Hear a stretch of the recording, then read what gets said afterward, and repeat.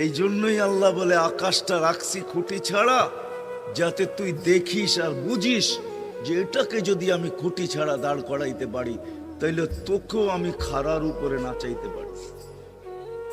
তোর বাবা দরকার ছিল বিশাল সূর্যটাকে যদি আমি মহাশূন্যের ভিতরে রাইখা যদি আমি এটাকে ঘন্টায় 6 লক্ষ কিলোমিটার বেগে যদি দৌড়াইতে পারি, যেটা তোদের দুনিয়ার থেকে 13 লক্ষ গুণ বড়, আমি আল্লাহ যদি এটা পারি, তাহলে তোর মতো 3.5 একটা মানুষ, 6 ফিট 6.5 ফিটের একটা মানুষকেও আমি বাধ্য করতে পারি।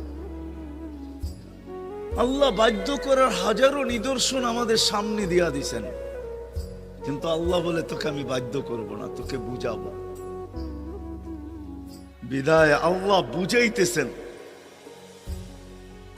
বুঝাইতেছেন আমাদেরকে।